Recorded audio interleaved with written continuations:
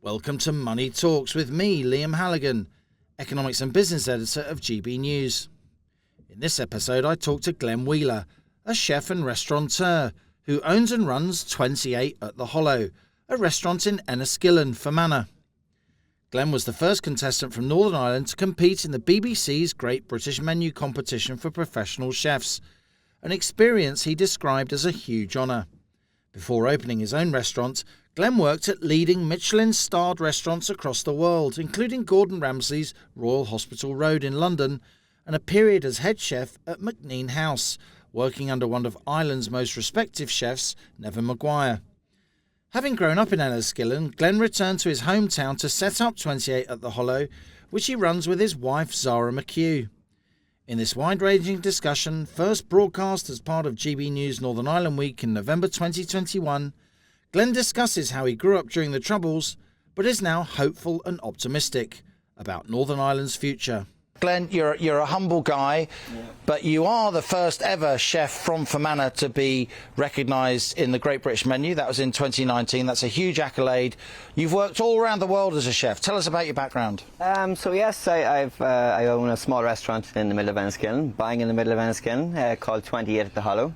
We had a restaurant previously on Darling Street, which is about 300 yards away, and we just decided to move, a better location. Just seems to fit a wee bit better. And it's years of hard work and experience over different restaurants all around the world that's brought me back here. I'm a Fermanagh man, born and bred. I grew up in a small town called Enniskillen, about 12 miles from here. And look at we've glorious Fermanagh. It's gorgeous. When the sun is shining, there's nowhere more beautiful in the world. And it does shine sometimes. Sometimes, yeah, sometimes. But we've lots of water, so. Now you're only in your early 30s. You have had tremendous success. You've worked all over the world. You've worked in London, New York, Chicago.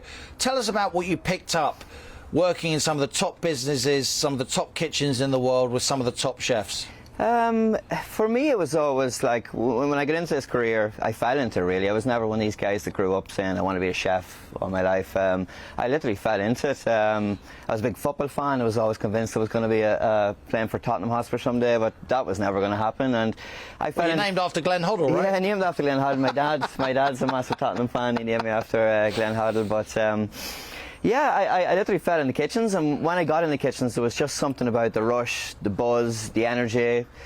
I was hooked straight away, and I made a decision back then that, you know, if I was going to commit so much of my life to my career, I want to be the best I can be at it. So I worked in a very well-established restaurant in Blacklion, a restaurant called the MacNean Restaurant, under a chef, Neven Maguire.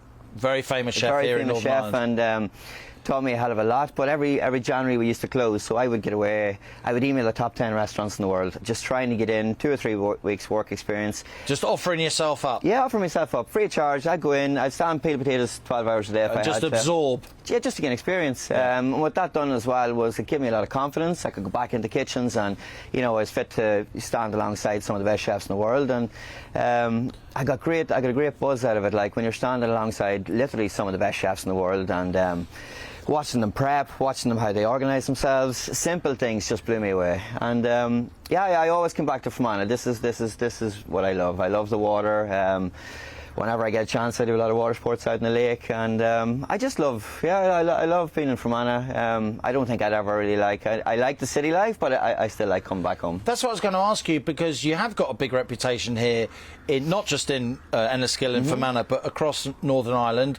You have built, with your wife Zara McHugh, you're very much a family business, absolutely. A destination restaurant, a place that people travel to, Enniskillen. You're only 20,000 people here, right? Yeah. But I was in your restaurant last night. It was a Tuesday night, and there are a lot of people there for a Tuesday night just before Christmas, when people are often saving their pennies. Yeah. So many people from this part of the UK, from the island of Ireland in general, they go to Canada, they go to America, they go to Australia, they go to London in order to make good. And I think we can see the GB News team there with political editor Zara McHugh and myself at the back. We're low-key people, and all the team of producers at the front there, hogging the limelight as they always do.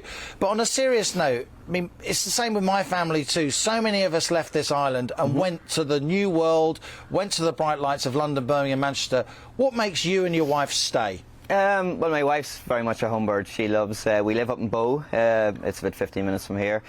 And we were always going to stay here, but I see no reason why we can't showcase Fermanagh. Fermanagh's, you know, it's got everything you really want on your doorstep. Enniskillen itself is like, I think, flying at the minute. We have so many amazing restaurants, so many really good eateries, lots of young chefs coming through. There's a big buzz downtown, I must say. Brilliant. Even and on a Tuesday night. We've some, like, even you look at the local hotels, they're all family-run businesses. So there's no reason why I want to leave. Yeah, as long as I'm busy, like you said, like you're in on a Tuesday night and the restaurant's busy, that's my goal. I think we can see you with your little one here on the screen now. Yeah, so I think that might be my little fella Bo. He was born 8 months ago.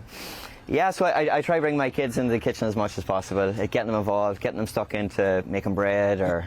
You're a driven guy. Everyone in this locality we've talked to, oh, we're going to eat at Glen Wheeler's restaurant. Oh, wow, Glen, he's a great guy. He's making good here in Enniskillen. He's flying the flag for Fermanagh. As a business leader, as a business owner, how do you and your wife balance the demands of business, the ambition? I know you've got 40-odd people on the payroll now. That's very, very difficult. With your family life, with your home life? It's work-life balance, and I suppose it's one thing that we learned out of lockdown was to give more time to ourselves and our family.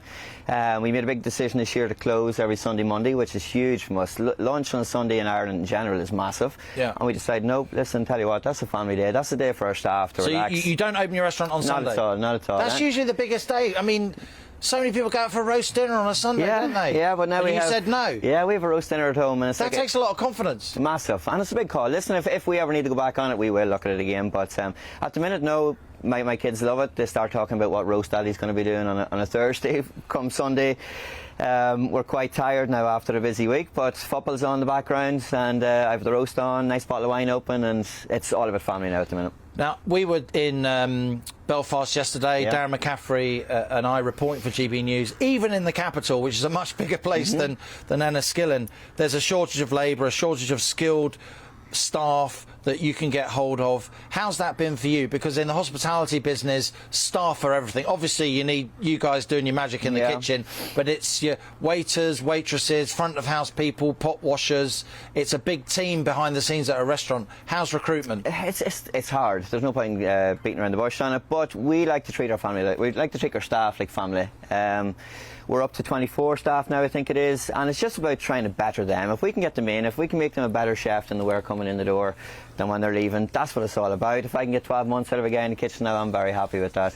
And it's just about keeping them motivated, changing dishes, letting them taste, letting them give them different experiences. If we can take them out for dinner, show them the other end of it.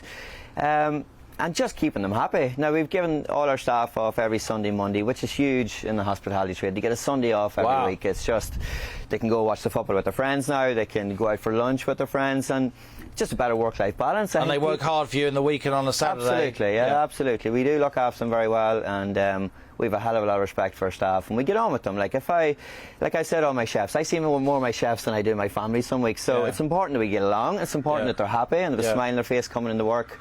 And that's what it's about. Like, there's enough challenges in life these days without beating anyone down any harder. Like, you see shouting and roaring in these kitchens on TV, but it can get heavy, it can get heated in kitchens, but I don't want anyone leaving my kitchen grumpy or in bad form or thinking that they're not wanted anymore. It's about good work-life balance, keeping a smile on their face, and if my staff are happy, my customers are going to be happy. It strikes me talking to you, Glen, that you were born pretty much in the mid to late 80s. The ghastly bomb here was in 1987, which I mentioned earlier, on that Remembrance Sunday, a dark day indeed. But if the likes of you and your wife Zara McHugh are deciding, actually, we're not just going to stay in Northern Ireland, we're going to stay in Enniskillen. We're going to make good here, we're not going to go abroad. Clearly, you've got the world at your feet, you could go to work in many other places around the world. That strikes me that for your generation, you really have moved on from, say, my generation and people 20-odd years. Yeah, absolutely. I grew up in the middle of all that, and it probably made me who I am today. In what sense? That's interesting. I don't know. It probably toughened us up a wee bit, maybe. It was hard at times, absolutely, but we still made great friends, and we've come such a long way since then. We don't really look back, and it's been looking forward now, and I don't want my kids to be growing up in that environment that there's a divide between. You're betting everything on peace and prosperity here, aren't you? Everything, your life, your family. Yeah, absolutely, yeah. That's a big call. I'm pretty confident, yeah. I think we're in a good place at the minute, as long as all these regulations and all stay away, we'll be happy enough, but...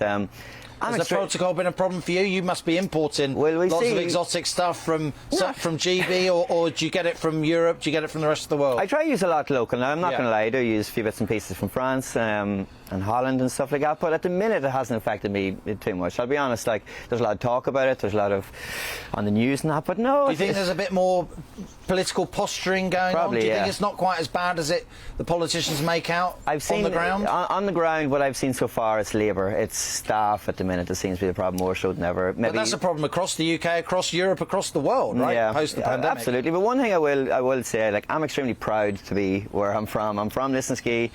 I've grown up in this county, and yeah, if I can bring back something to the county that they've given to me, that's what it's all about. I want people to come to Fermanagh. I want them to come, try my food, try 3 or 4 of the different restaurants, stay in a nice hotel in Enniskillen, showcase what we have to offer, because what we have to offer, like you see, it's as good as anywhere in the world. And some pretty good food too, I must say. Well, we're trying hard. I know you enjoyed my bread last night, so that's a good thing. Glen Wheeler, all the very best to you and your family. Thank you so much. And to all the staff at your restaurant, 28 The Hollow, yep, in downtown Enniskillen, a fabulous place to visit. We're very grateful to you. Thanks a lot for listening to Money Talks. If you enjoyed this podcast, please do leave a rating and a review on Apple iTunes, YouTube, or wherever you're listening or watching. Please subscribe to Money Talk so you never miss an episode. And check out my TV show, On the Money, which appears at 1 p.m. Monday to Friday on GB News. Or you can catch up via the GB News YouTube channel or app. GB News, Britain's news channel.